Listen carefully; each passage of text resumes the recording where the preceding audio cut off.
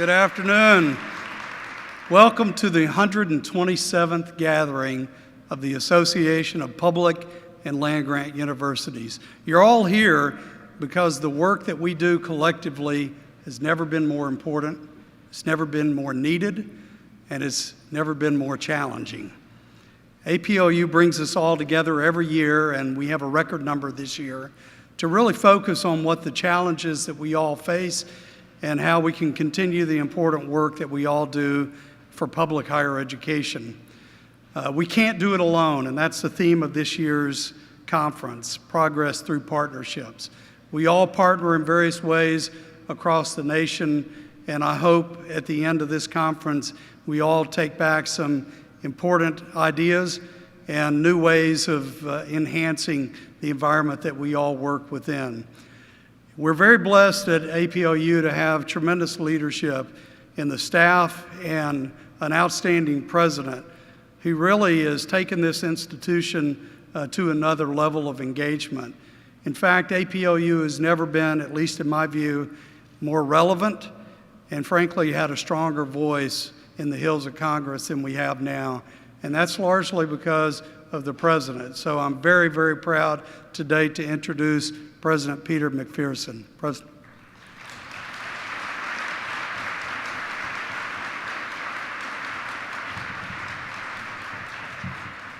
Well, thank you, Andy, and thank you for the excellent job you've done as chair of the board. I, too, welcome you to our national meeting, and as Randy said, we have a near record number of people here, over 1,300. This meeting is about making progress through partnerships. We will explore partnerships with community colleges, K-12, private sector, state and federal governments, and others. In an era of rapid transformation, declining state, federal resources, technology, demographic changes, partnerships are key to share responsibility, possibly share resources, and often our partnerships are drivers for innovation. Partnerships, though, are two-way streets. They will not work unless we're prepared to define our public purposes in ways that advance and complement the goals of our partners, mutual goals, if you will. Authentic and sustained partnerships are really hard work. We serve the public, we public universities, through research, and we're working very hard to close the innovation deficit. We serve the public through engagement, and I note that this year is the 100th anniversary of the Smith-Lever Act. And of course, we serve the public through education. Each aspect of our public purpose must be periodically re-examined and invigorated to meet the needs of our times. A critical public purpose at this time is increasing the number of graduates with quality degrees. We're all aware that APLU and ASCU and its members, a group of almost 500 public universities, have committed to project degree completion. Through this project, we commit as a group to do our part to achieve the national goal of ensuring that 60% of the working age population in this country have a degree or certificate by 2025. This is a huge increase, but it's possible. This increase is similar to what happened in the decades after the Morrill Act and in a much shorter period of time after the GI Bill. For example, Michigan State, my alma mater, went from 8,000 students in 1940 to about 25,000 students by the mid-50s. At a time when the nation needed more people with new skills, the Morrill Act brought in a portion of society that previously not attended college to expand knowledge about agriculture, mechanical arts, and other matters. The GI Bill did the same after World War II, when new technologies were reshaping the country and the world. Each involves some adjustments, some new creations of universities and curricula for a new age. Today, we have a similar challenge. Only about 10% of the sons and daughters from the lowest income quintile obtain a degree, only about 10%. and about 80% of the sons and daughters of the highest income quintile earn a degree. Far too few students from underrepresented minorities obtain degrees as well. This is simply not acceptable. Achieving the 60% goal requires our nation to once more open up higher education doors to a new group of people. This, in my view, will be another big step in the march of American democracy. This is something I know each of us takes seriously, and I'm pleased that many public universities are leading the way with innovative approaches to expanding access, to increasing retention, and degree completion. But it's not merely a question of the numbers of degrees, as you all know. The quality and content of those additional degrees matter greatly. A college education must impact the character of the mind and the skills to contribute in a more complex world, globally interconnected lives. We must provide a 21st century education for employment, for participating in a democratic society, and for a better and richer life. In closing, let me say that it's good to be in the state of 7 APLU members who've helped with this meeting. Those universities are Florida A&M, Florida Atlantic, Florida International, Florida State, University of Central Florida, University of Florida, and the University of South Florida.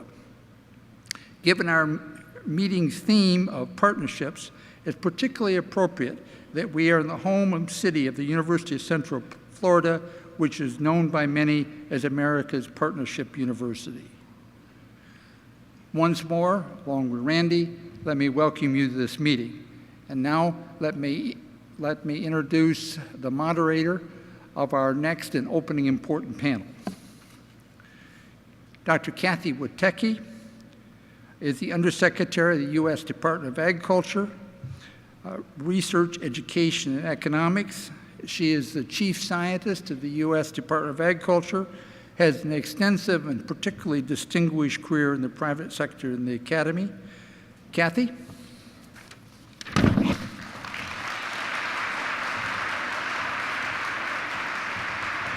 are. It's all yours. Thank you. Thank you so much, Peter, and good afternoon, everyone. It's a real delight to be with you and part of this program about partnerships. This session is focusing on partnerships as they relate to facing into national as well as global crises. And heaven knows we're facing enough crises right now. Some of them real, like the epidemic that is ravaging countries in West Africa, Ebola, and that domestically has caused quite a bit of hysteria and a crisis with respect to managing in the public health sector. Waking up this morning, we read about the most recent report from the International Panel on Climate Change. And it is painting a rather grim picture of the future. This synthesis report from the IPCC summarizes the work that's gone on over the last 5 years and is coming just in time to inform the negotiations on the development of a global treaty to address climate change over this next year. And in their synthesis report, the IPCC talks in terms that are much more harsh and much more firm than has characterized their reports in the past.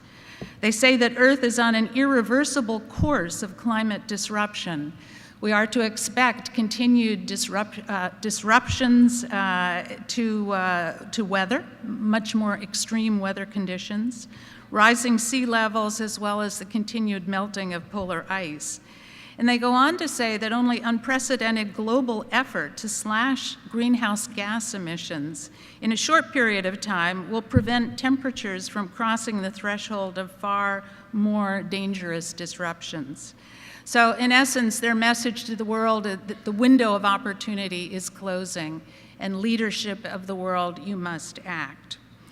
On our panel this afternoon, we're in our talk over this last few weeks about how we might set this up, decided that we would be focusing on the food, energy, water nexus.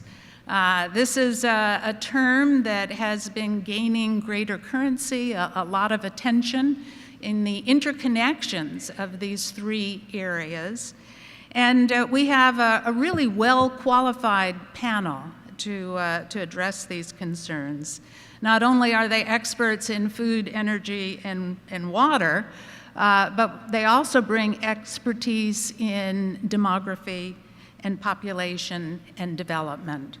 So what I'd like to do is to introduce our four panel members, ask them to come up onto the stage, and then I'm going to make a few context-setting comments, and we're going to start with a round of questions to the panel and then open it up for broader discussion. So our first panel member should come up with the click of the slide, but it didn't. Here we go. Rob Bertram. Rob is the chief scientist for the food program at the Agency for International Development within the Bureau of Food Security. Our second panelist is Evan Fraser. And Evan is research chair and professor of geography at the University of Guelph. Our third panel member is Roberto Lenton, and Roberto is the founding executive director of the Robert B. Daugherty Water for Food Institute, and he is the Robert B. Daugherty Chair at the University of Nebraska. And last but not least, Robin West. Robin is the retired chair and founder of PFC Energy. So this is our panel for discussion today. And just to kind of provide a little bit of context for the questions that they're going to be addressing, there certainly are a host of challenges that are facing us. Some of them very immediate, some of them longer term, like the two examples that I started with. Climate change, increasing population that's projected to reach 9.5 billion by mid-century. The emergence of developing economies that within them are going to have an increase in the middle class with demands that are being put for more food of better quality, as well as other consumer goods. Probably the most salient example of the developing and emerging economies is China, which in this past month has surpassed the United States as the largest global economy. And just to give you one fact to think about, China by itself consumes over half of the pork that's produced in the entire world. We're also facing finite resources, arable land, a quarter of which FAO tells us is severely degraded, water for agriculture as well as for human consumption and industrial purposes, as well as all of the ecosystem services, as well as finite energy supplies. Now, each of us, when we think about these big global challenges, probably also think about it through the lens of our own experience. The lens of our disciplinary background, the lens of the positions in which we're currently working. And from my position, that lens is through agriculture. So as I look at this set of trends that are coming together to form some very big challenges for us nationally and globally, I think about them through the lens of agriculture and what's going to be demanded of agriculture. So from my perspective, we have some grand challenges, and these are the grand challenges around which we have been focusing our research programs. The first of these is food security, both domestic and international, being able to raise enough food to feed our population, as well as to assure that other countries are also able to feed their population. But it's not enough just to raise enough food. That food has got to be safe for the population. It also has to be of a broad composition, not just providing energy, but providing that mix of fruits and vegetables and animal products and grains that are going to promote lifelong good health.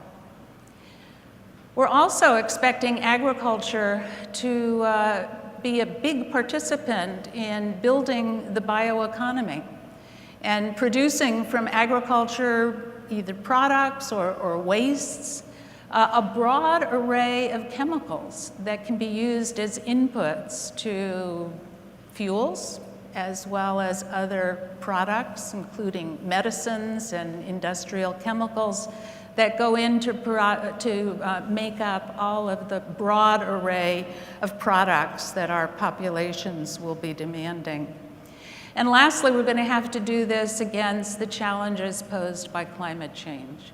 So we're looking to develop climate-smart agriculture. We're looking to develop climate-adapted agricultural systems. And we're looking to develop those systems that are going to be long-term sustainable. So it's not that you just reach this in a year, a fixed year, but that you be able to produce for continuing generations all of those goods and services from agriculture. So one of the questions is, how well are we doing in meeting those challenges? And a number of us in this room, including some of our panel members, were at the World Food Prize that was just celebrated a couple of weeks ago. And the World Food Prize Symposium has become a place for people from around the world to come gather and talk about this question. How well are we doing in meeting the current needs of the population for food and agricultural products? And looking out to the future, how well are we doing on that trajectory of sustainably intensifying agricultural production so that we'll be able to meet the demands of future generations? The Food and Agriculture Organization tells us that we're going to have to increase agricultural productivity over the next 30 years by 70% to meet the growing population demands. Others estimate that we're going to have to double agricultural production, particularly if our diets continue to have large amounts of animal products in them. And as we've seen with the emerging economies, people demand more meat and other food products from food animals as their incomes increase. So we're going to have to increase agricultural production somewhere in the range of 70 to 100%. At the World Food Prize, I went around and I asked people after they'd heard a number of presentations, were they optimistic or pessimistic about our ability to do this sustainable intensification of agricultural production? And the answers were very mixed. There are some people thinking that yes, technically, we should be able to achieve this. Others saying, you know, the geopolitical forces are such that I just don't have confidence that even if technically we can do it, we're going to have the political will to do it. So our format for this afternoon is we have a very interesting panel. Dr. McPherson has informed all of us we should be pithy and provocative in responding to the questions that I posed to them. So I'm going to move over to the chair, empty on the stage here, and begin an interesting discussion with the panel. I want to ask them to challenge your other panel members if you think that there's something they've said that you should challenge. And after about 30 minutes, we're going to open it up for the audience, and we're going to ask you to ask some questions of this panel.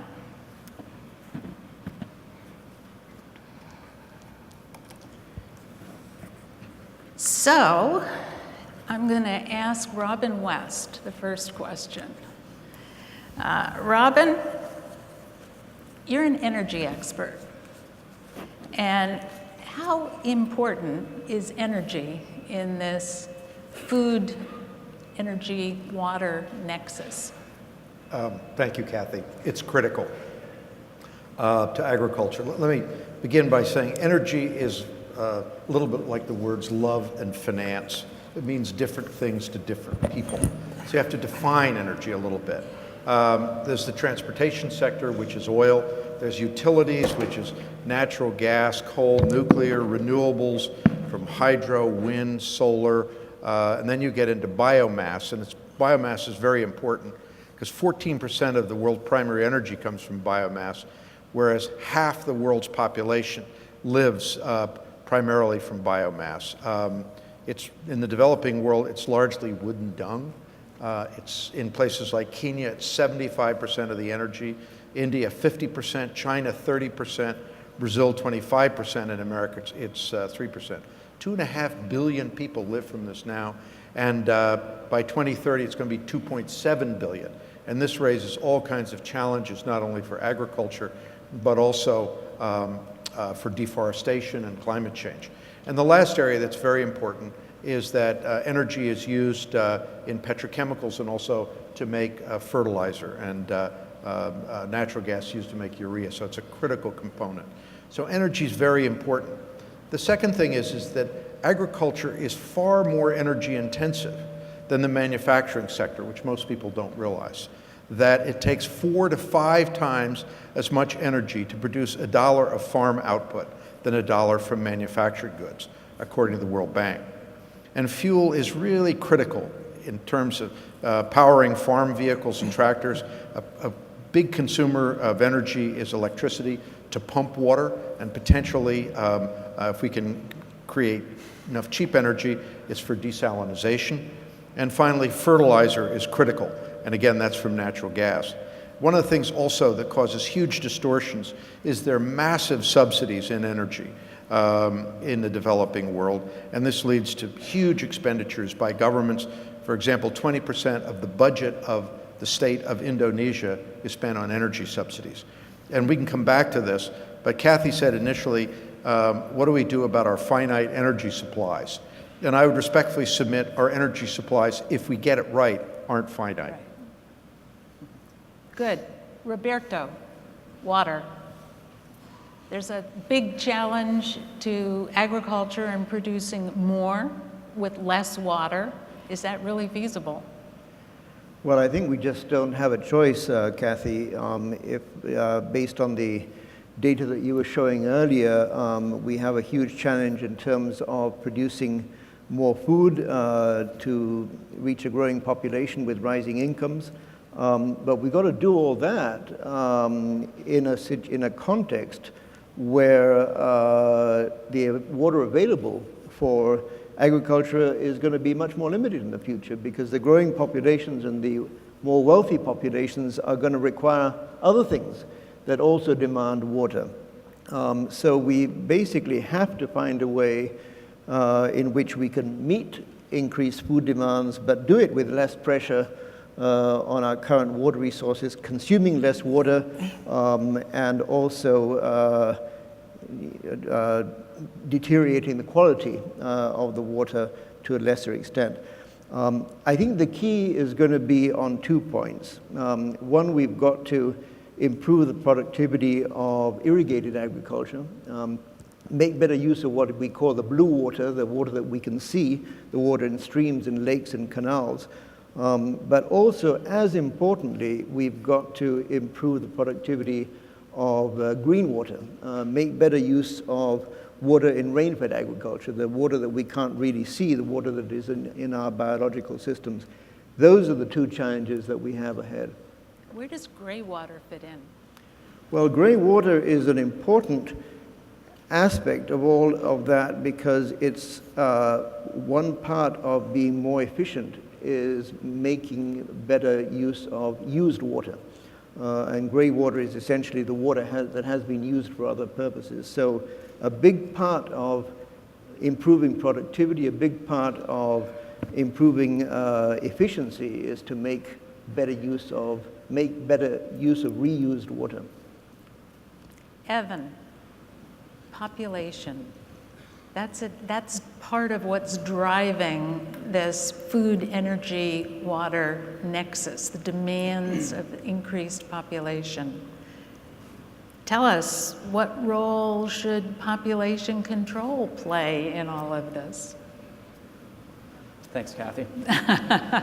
So I actually wrote that question, hoping that she would ask it to me, because I actually don't think population control does play a role.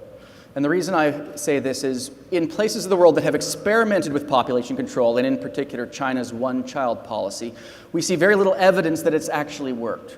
First of all, it's unclear whether China's growth has shrunk significantly as a result of that one-child policy when you consider all the other things that have gone on in China's economy, generally becoming wealthier, becoming more urban. Those are things that slow population growth down anyway. So statistically, it's not clear whether that policy has had a significant effect on China's population. Point two, the main effect that it seems that China's population control policy has been female infanticide and gender-specific abortion. And statistically speaking, there's approximately 60 million girls missing from the world right now that should otherwise have been here but aren't around because of very strong gender pressures. Thank you.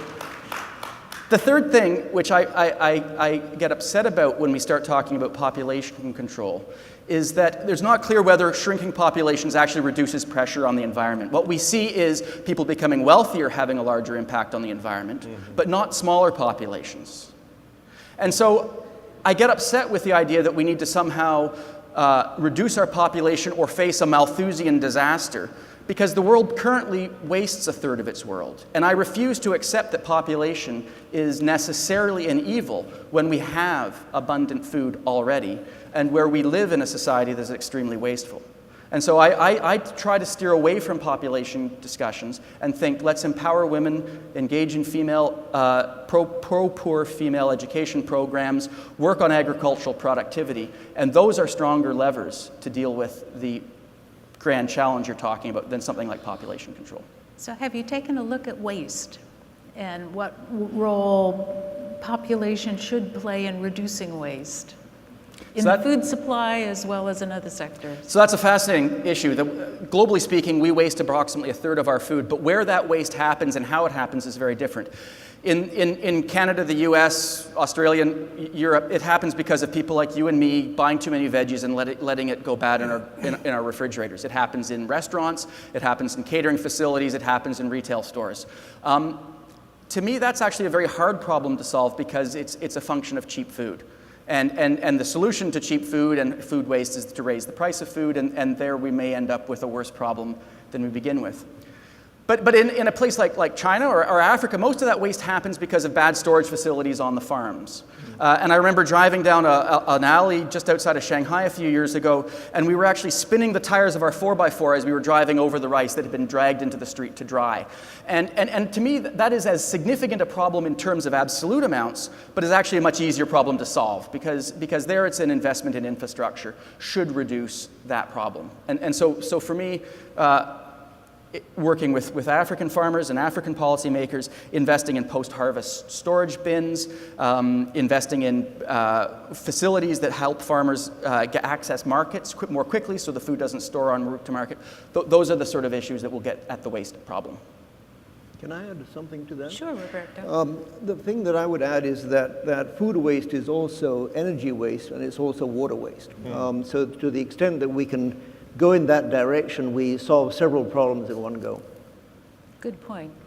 Rob Bertram, you've worked a number of years at Agency for International Development. Your agency has made a significant investment over time in research, specifically aimed at helping developing countries. the universities that are represented here in the audience are public universities, many of them leading research institutions in North America.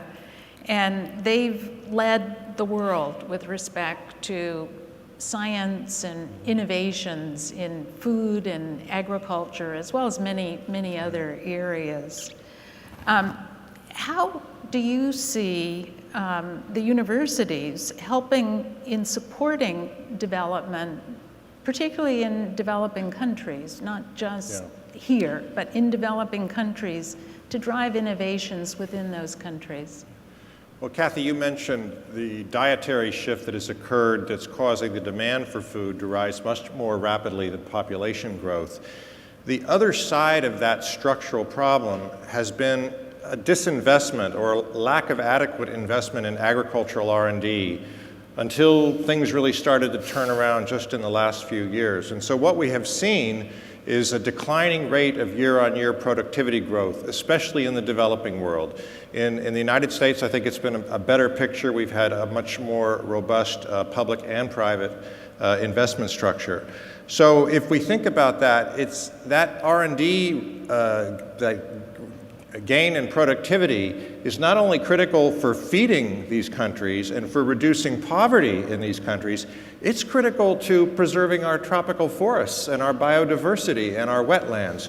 We have to somehow get productivity back up. That's where I think the universities come in.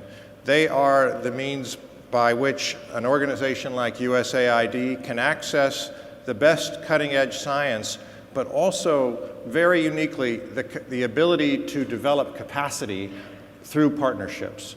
And I think this has really come, if you look back over the history of AID, probably one of our greatest contributions has been the role of the land grants in building university capacity around the world. But just to now tie this idea back to what we talked about, just in September, I think you were probably there as well, the launch of the Climate Smart Agriculture Initiative at the United Nations General Assembly.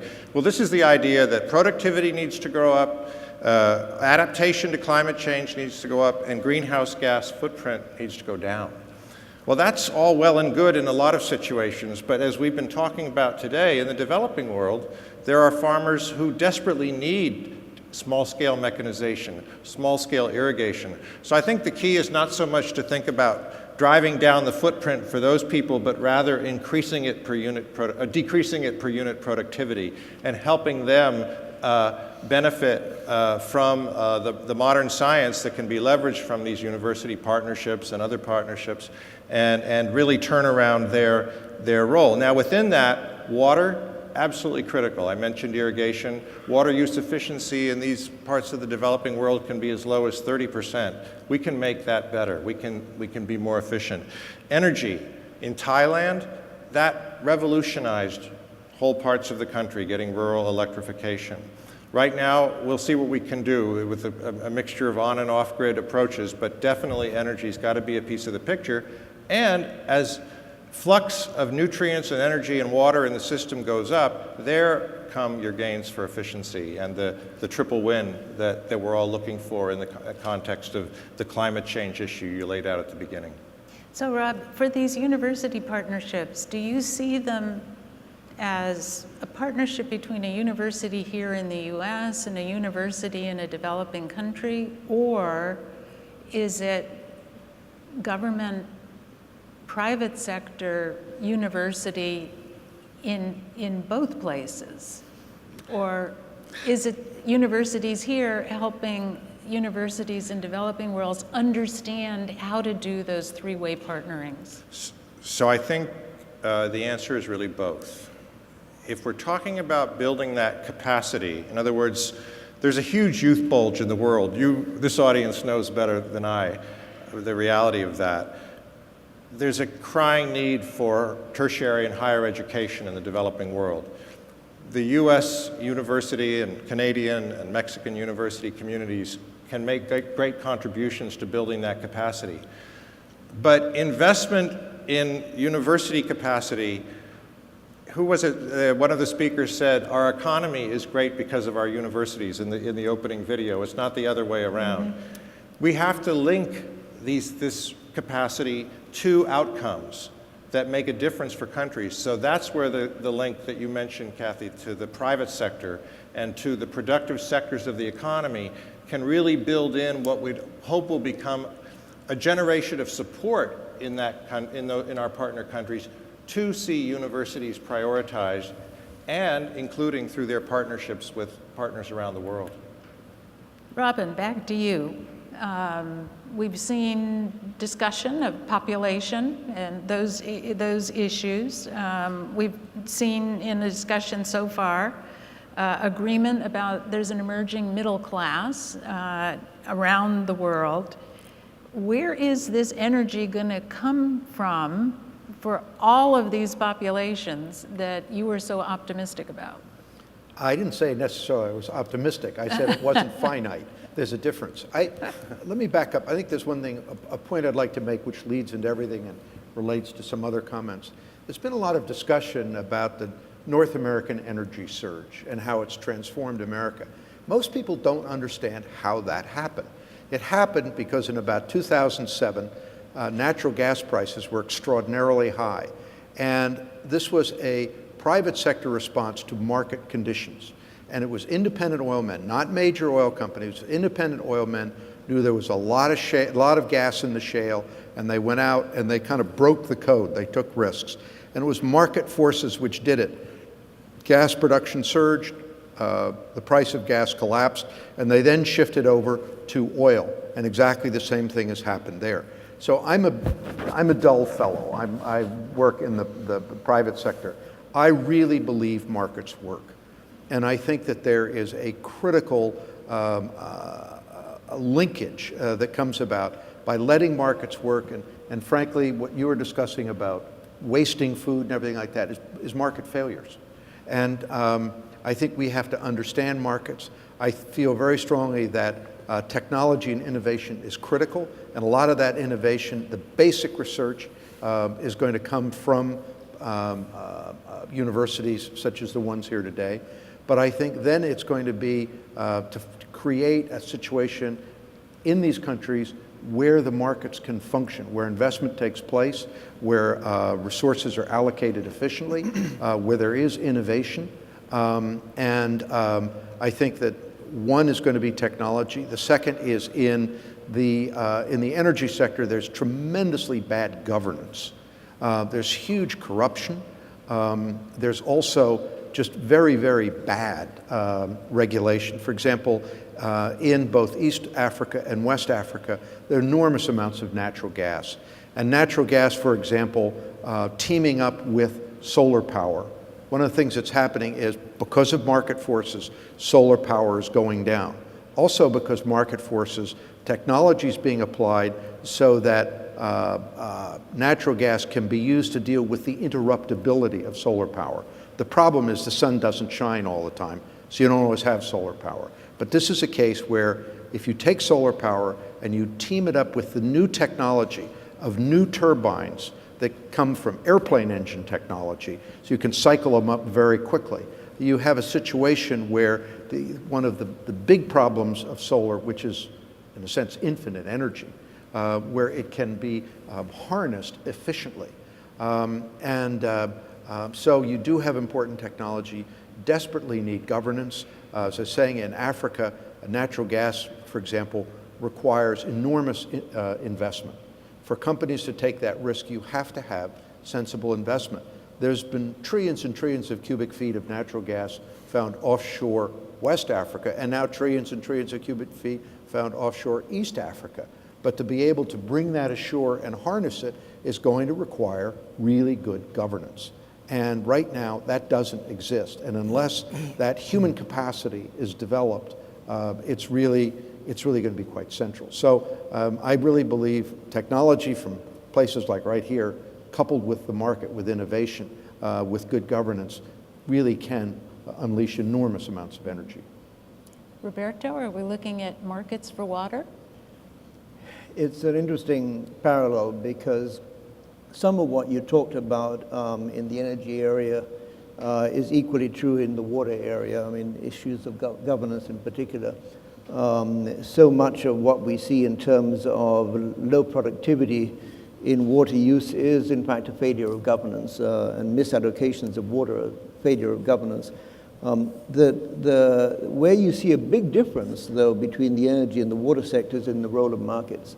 It's much, much less experience in water markets than in the case of energy markets. There is some degree of water markets in some countries, but by and large, you find the whole sector operating without a really effective market system. And as a result, you have an undervaluing of the real value of water, the real cost of water. So it's really quite a distinct difference. Evan, I'm going to change the topic a little bit. One of the most controversial topics is engineering of plants and animals, using the new genetic technologies to do so. Is it possible to reconcile these viewpoints? And do you think these groups will ever be able to come to some kind of agreement about the best technologies for our future food supply? So that's such an interesting topic, and it touches directly on what you were saying there, Robin. Because we have this need for technology. I'm not going to quibble with you or disagree with in any regard on that. And we have the need for functioning markets. But I'm also aware that places where I've worked, when I see technologies being rolled out from Western institutions, they often don't work as anticipated. So, for example, a story from a colleague at the University of Guelph who's a geneticist that works with plants. And he started work, specifically corn. And he started working in India and Nepal on millet, where yields are very, very low, bizarrely low. And he started thinking, well, we'll boost them through some GM technologies. You know, we'll introduce some new genes into the millet, and we'll have a more productive product. And then after doing a little bit of work with farmers, he discovered that in some contexts, yields are very low because farmers use broadcast seeding. They throw handfuls of seed into the soil. And he very quickly showed farmers they could boost their yields by 50% if they simply planted in rows, because plants in rows don't compete for moisture and don't compete for sunlight, whereas a handful of seeds just thrown out there, you don't get optimal spacing. But the farmers then turned around to him and said, well, this is silly. We don't want to plant in rows because, frankly, a millet seed is a tiny little thing, and I don't have to want to spend my life on my hands and knees dropping these little tiny pinpricks into the soil. And so that then led to what we'd call a participatory phase of research, where they developed a technology. And it's 2 sticks and a piece of string, which marks a line on the ground, and a straw at about waist height, so you can just sort of drop your seed in. And there you've got an appropriate piece of technology for that context. And I get worried a little bit with technology that when we developed, say, the Green Revolution, the people that were responsible for that made a number of assumptions. They assumed that farms were big, soils were fertile, markets functioned, governance was stable. And as soon as you start changing those varieties, those parameters, those technologies worked less and less. And so you put them into Africa where farms are small, labor's abundant, land is scarce, there's no tenure, there's no markets. A combine harvester doesn't work. You need a different way of designing the technology than are typical in the University of Guelphs and the land-grant universities. Now, we're working on it. We're much better than we used to be, but we can't take the old model of ag extension and technology design as a one-way street from a lab into a field and assume that's going to achieve the ends that we completely agree on. Yeah. Now, Rob Bertram is going to have to leave in just a few minutes to get on an international flight as part of his job, but we really appreciate your being with us this afternoon, Rob. Before you leave, let me ask you about what you view as being some of the key opportunities, or maybe some of the key barriers as well, for the university community in addressing these, either the short-term crises or the longer-term kinds of food, water, agriculture nexus crisis that we're talking about here. Well, if I may, Kathy, I want to come back to this last question as well, because You can, in your 5 minutes, you can do whatever you want, Rob. And then you can go. All right, so one of the issues around biotechnology, part of it's the science, and I think there's ways to have that discussion. Maybe not everybody will buy into a consensus, but science is, we can experiment and repeat the experiment and so forth. The other piece of it, though, is this conflation that somehow biotechnology is about an agenda to make the world safe for multinational corporations. And I'm not commenting on whether that would be a good or bad thing, but what I am saying is that this is an example where a university can make a real difference. Mm-hmm. So, for example, the first food crop, biotech food crop in South Asia, was just released this year in Bangladesh by the Ministry of Agriculture. It was the result of 12 years of collaboration between Cornell University. I believe there was also some partnerships with a couple of others. There was a private sector partner, and there were public sector partners, both in India and the United States. Now, that came about because there was an intentional effort to build public sector ownership. And not only that, but this was a technology that is going to greatly improve food safety because it obviates the need for so much spraying of toxic pesticides during the growing season. So it's a very pro-poor, pro-environment, pro-food security, pro-farmer income technology. So that's a case where I think you can put a different spin, and I think if we look forward to the challenges we're facing, now with climate change, heat, drought, salinity, many of these what we call abiotic stresses, and at the same time increases in the spread of pests and diseases of crops and livestock that may get into new areas. We hear, malaria is going higher and higher in East Africa. So I think again there, the potential for engaging the university community as a partner in these is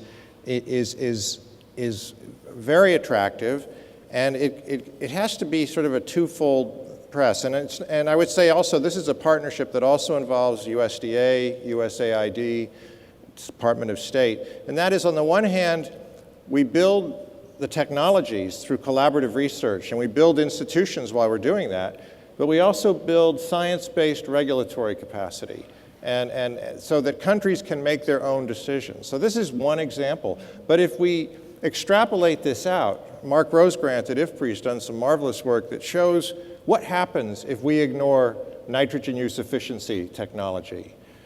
If we ignore this emerging area of biotechnology, that means our crops will need more energy-intensive nitrogen fertilizer. There will be more lost to the groundwater, lost to the atmosphere in terms of greenhouse gas. But what he does is show that models that take us out to 2050 show that there will be millions of people affected negatively in terms of undernourished children and in terms of reduced caloric availability in the world. So these decisions matter.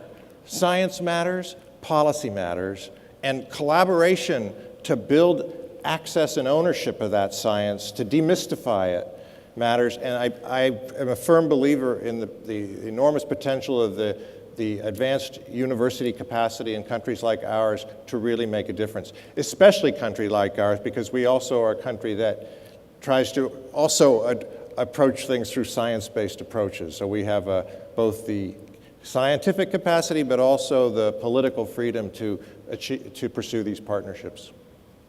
Great. 30 seconds. Each of the other three panel members, any response? Roberto? Just a very quick one.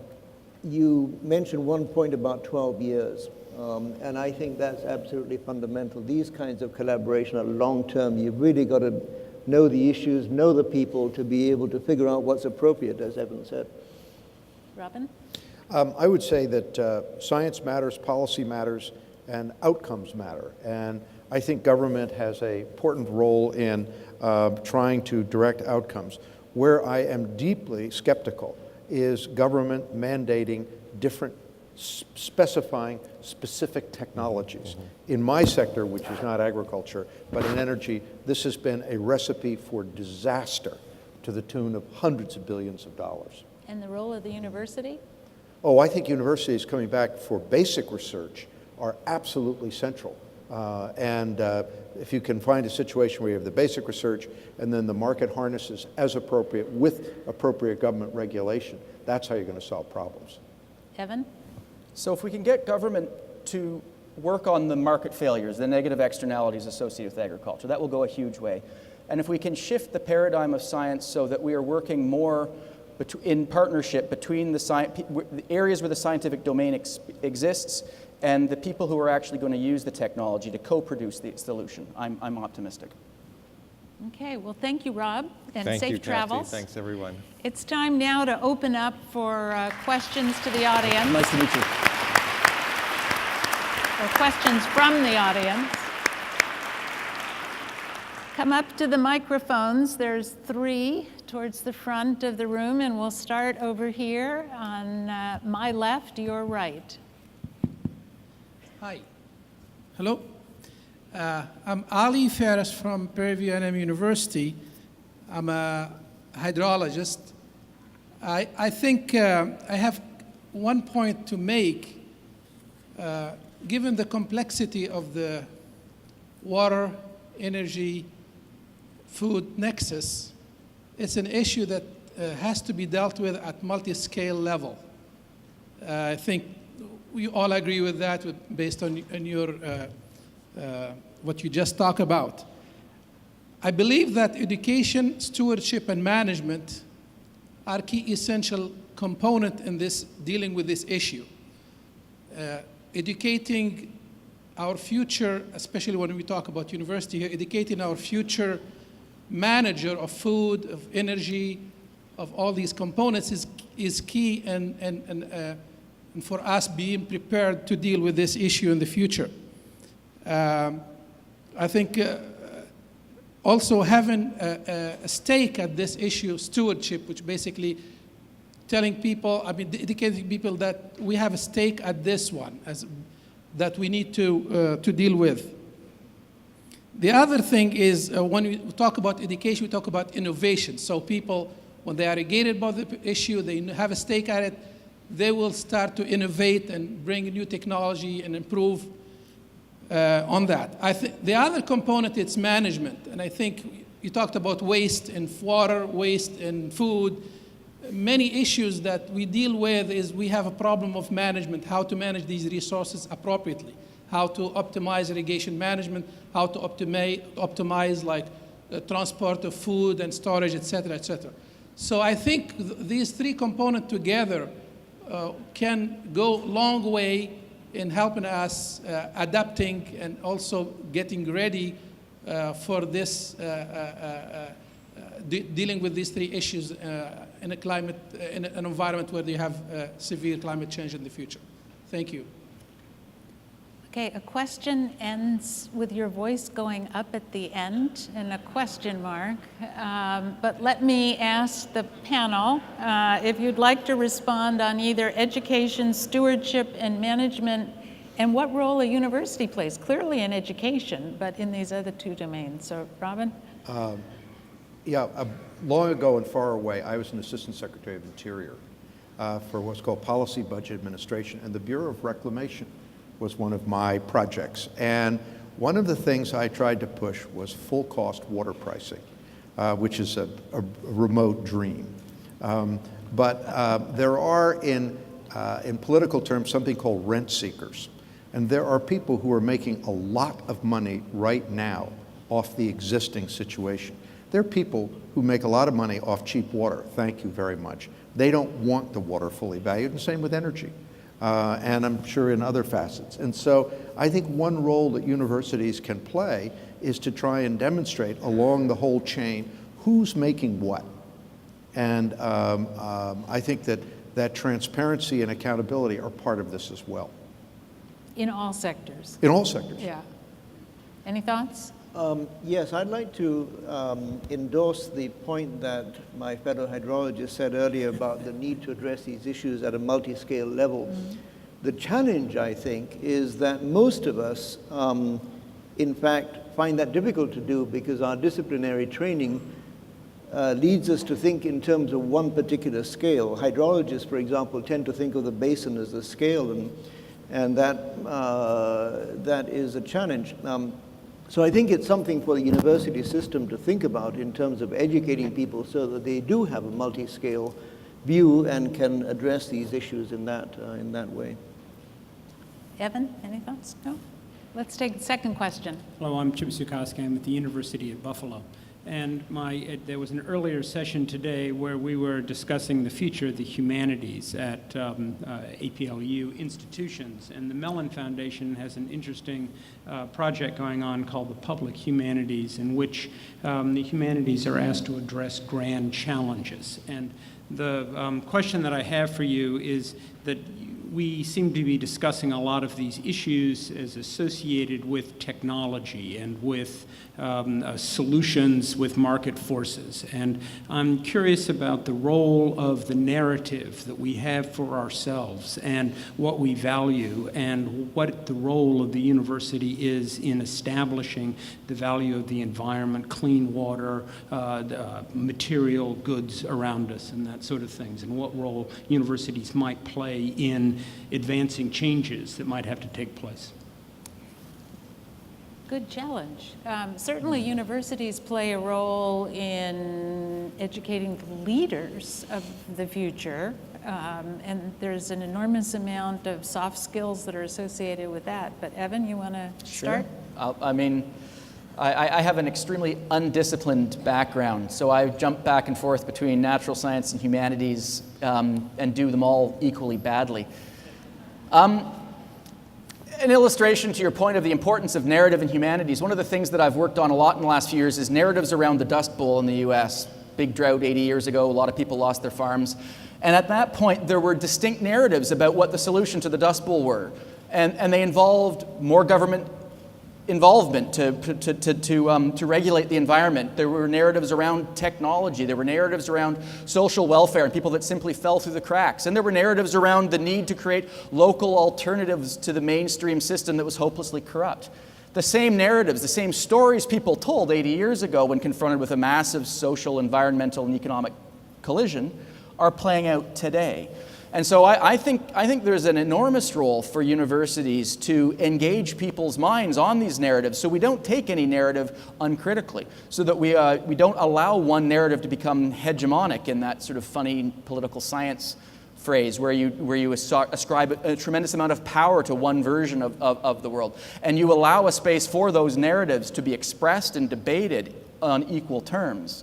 For me, that's the critical role of the university, specifically that grand challenge humanities interface of the university. And it's something I wish we did more of. Other thoughts? Robin? I think humanities are fundamental to this because I think that these huge problems will only be solved unless there's a recognition of kind of the role and aspirations of the individual in society and what the role of society is. And my deep frustration in places like, frankly, a number of developing countries is there's very little respect for some of those very fundamental values. And until those values are deeply inculcated, I don't think there's going to be much progress. So I think universities have and the humanities have a most profound role. Okay, there's another question over here. Stephen Carlson, University of Wisconsin System Administration. In the context of this afternoon's discussion, so what and what now that China has surpassed the United States as the largest economy?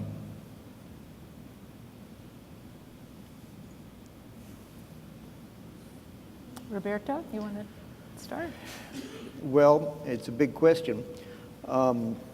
I think it has many, many implications in terms of just the growth of the economy. Virtually anything we talked about today applies to the Chinese context in terms of rising populations, rising incomes, and huge demands for water. And demands for water. China, though, has been really remarkable over the last couple of decades in being able to increase its food production without increasing the amount of water that it devotes to agriculture. And that is completely different from what India has done. So I think there's a lot to be learned from how China has managed this massive growth that it's experienced over the last few years. Robin? I'm afraid I talk too much. I think that the growth of China has been extraordinarily rapid, but it's also a centrally managed, pitiless, non-democratic society. And I think there are real issues of how sustainable it is.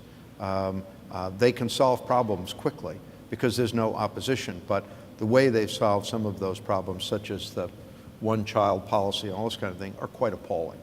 And so I think that there is a question of scale and economic growth. There's also a question of moral legitimacy. And I think that there are some students in Hong Kong as we speak who do not agree with the moral legitimacy of Beijing. Evan? So I'm going to take your question in a slightly different way and pick up on something Robin just said. I think that the nucleus for solutions, for adaptation, something like climate change, for productivity on a farm, comes from the farmer. And I'm skeptical, as Robin said a few minutes ago, of any government saying you ought to use this technology or that technology. And so in that regard, I worry about any context where things come down from the top in a heavy-handed way. An example from my own background. When I was a teenager, I worked on my grandfather's fruit farm outside of Niagara Falls, Ontario. And one summer we had a drought. And in that drought summer, the sweet corn crop kept falling over. So myself and another guy dragged irrigation pipes all over the farm, and then we moved ourselves slowly through the cornfield, and we sort of buttressed each corn plant with our feet, because the soil had gotten hot and crumbly and the cornzol was falling over. And when I returned a few weeks later, the harvest was fine. But then you jump forward 10 years. I was in grad school. My friend who worked on the farm previously was now an electrician. My grandfather was late 80s then. There was no adaptation there, and the same drought hit. Same farm, same soil, same crop, same meteorology, completely different effect. And the difference was that in the first context, the first drought, we had the skills to problem solve. That's what we need to be doing with our farmers around the world. We need to be identifying what the constraints are that prevent them from problem solving. And if we can do that, and that's a bottom-up process, that's not a top-down process. If we can do that bottom-up process, then we'll have the skills to adapt to something like climate change. And I'm worried that what I know of China doesn't suggest that that's likely in this regime. Okay, another question over here. Yeah, thank you. My name is Pius Kamau, and I run a group that brings African women of STEM to do their PhDs in this country. And I'm really very interested in the question of women, and that has not really been talked a bit more about. Women in STEM, for example, women in higher education, for example, as a way to solve some of the Earth's problems. And I think that needs to be really talked a bit more about. In addition to that, the issue of partnerships, especially with the land-grant universities and universities in places like Africa, all across Africa, should really be looked at a bit more carefully and talked a bit more, because I believe the solutions to tomorrow's problems are really encased and enclosed in the concept of partnerships. Thank you. Good. Women. Okay. About a year and a bit ago, I had the opportunity to visit Rwanda in Eastern Africa, known, unfortunately, to most of us, or remembered to most of us, for the genocide of a little over 20 years ago. And it was such an interesting trip because all these issues sort of played out for me there. The first day I visited a World Bank funded rice intensification project. It was in a fertile valley, and the World Bank and the farmers that were involved in this were extremely excited by what they'd accomplished, which was tremendous. I don't want to come across as disingenuous at all. By using better quality seeds and smarter fertilizer regimes and better quality irrigation, yields had doubled and perhaps even in some cases quadrupled over a very short period of time. Rwanda was less dependent on imports, had more foreign currency. It was great. But then I took a trip sort of a few miles away from that project, and I met up a hill and around a village and into a fairly remote location. I met a group of small-scale female farmers, most of whom were HIV positive. And I said to them, what impact has this rice intensification project had on your life? And the answer was not very much, to be honest. They produce almost all their own food, so they're not buying rice off the markets. The things they do use money for were typically school supplies and soap, because those are the things that they needed.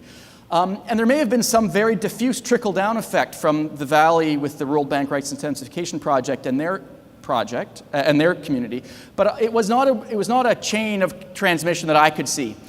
Instead, what was working for them was an NGO called Partners in Health, based out of Boston, that was working in a very small-scale capacity, sort of microloans, helping them get access to enough credit that they could buy some goats or some rabbits or some chickens, and then linking them up with veterinary care so that those goats, rabbits, and chickens stayed alive for long enough to get to market.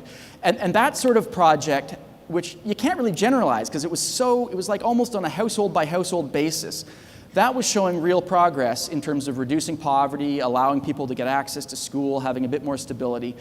And so that's where my mind goes with this sort of thing. It's to avoid or to not be as impressed with the large-scale, technologically sophisticated approaches, but be more impressed by these very micro, messy, muddy sort of relationship-building projects that work at a very small scale. But then you're only working at a handful of houses, and you wonder if you can scale that experience up. So I find myself on the horns of a dilemma here where I don't really know what the answer is, but it's the role of women in small-scale farming is central to this conversation. Yeah, so women play a very important role in smallholder farms. Women and children in water management, collecting fuel. So they are at the heart, particularly of the development issue. Yeah, Roberto?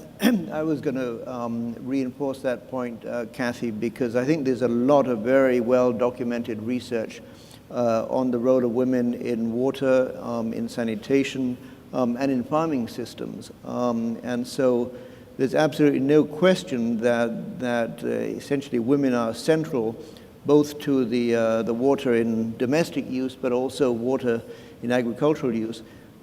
At the same time, we find women hugely underrepresented in these disciplines relating to water, energy, and agriculture, particularly in the developing world. So investments in the education of women in these areas, the payoff is huge. Robin? A lot of developing cultures are very patriarchal, and the men sit around and kind of make all the big decisions, and the women have got to go out and gather the wood and do all these kinds of things. And I'm a big believer that the more we can empower women, the more we can educate women, the more, going back to this issue of the humanities, that the dignity of women is recognized. I think it's of profound importance. And there are certain countries where women have no enfranchisement, and as the fury of some of my friends who were ministers in these governments to say half the talent of this country is being wasted and in all activities. So, and I think education is central to this, and particularly land-grant universities and the kinds of skills they can give them. So as we wrap up, let's have opportunity for one more question. Well, thank you. I'm Bill Hare at the University of the District of Columbia. And I think I agree with the last question in terms of the role women play. But my question relates to the NGOs. So let's say almost 80 to 90% of all international development funds go through NGOs. NGOs are only as sustainable as their funding source. The NGOs don't really tie to the universities in local systems. The NGOs are as effective as that funding source. When the NGO leaves, there's a vacuum. That's all across the international system, and it's same as if it's deliberate. I'm a product of both systems. And I'm appalled and I'm amazed. One, that such a system in the world is not replicated to produce the same amount of food and have the same waste. I wonder why. Is it because there's more focus on NGOs? Is it because there's more focus on governments? There's a lack of capacity at universities. So my question is, why is all the focus on NGOs and not really building the requisite capacity at universities that make it sustainable to implement such extension programs? Whether it's different models, but it's a problem. And the solution's right here. Why can't it be replicated? So you raise a very good question. I was going to end with a question about extension. It's a model that has worked here. It's a model that around the world people say, gee, I wish I had a system like that. From University of Nebraska perspective and water. Well, thank you, Kathy. It's a great question to end with, because one of the things that attracted me in coming to the University of Nebraska is precisely because it's a land-grant university with a long tradition of extension. I think when we're talking about extension in the developing world, the mechanisms are bound to be different, because in most countries the extension systems are weak. There isn't a culture of academics engaging with farmers as there is in this country, and there are just lots of challenges to that kind of model.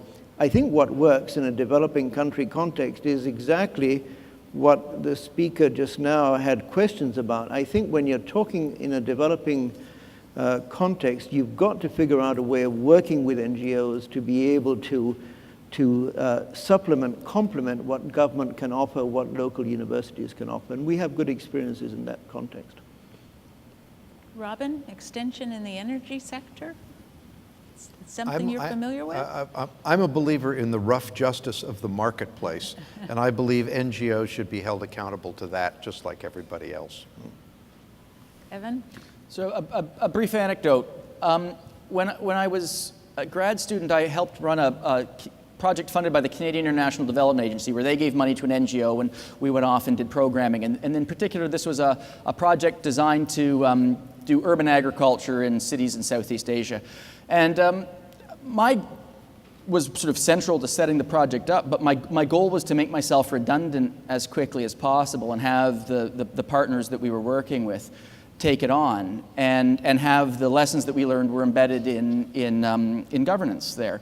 And so we managed to set up in the first year a few example sites and sort of established a process by which these urban agricultural plots could be developed. And then the government of Bangkok Metropolitan Administration, took on that model and replicated it out across the Bangkok Metropolitan Administration.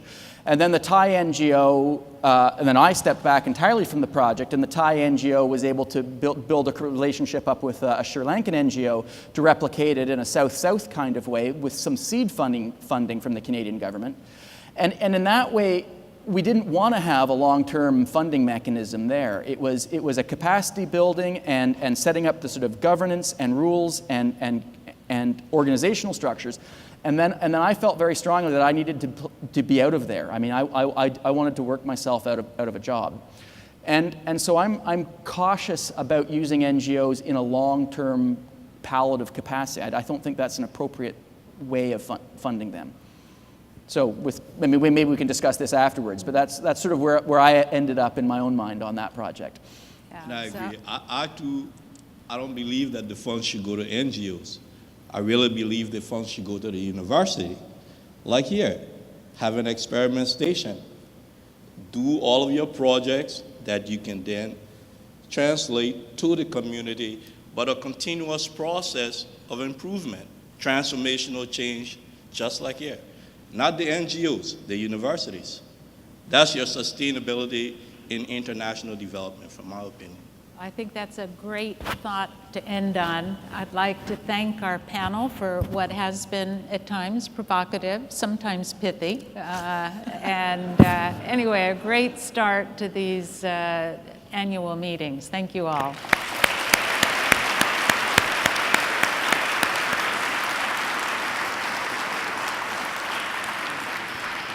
And at this point, I'd like to ask Randy Woodson to come back up, and we can make our way to our seats.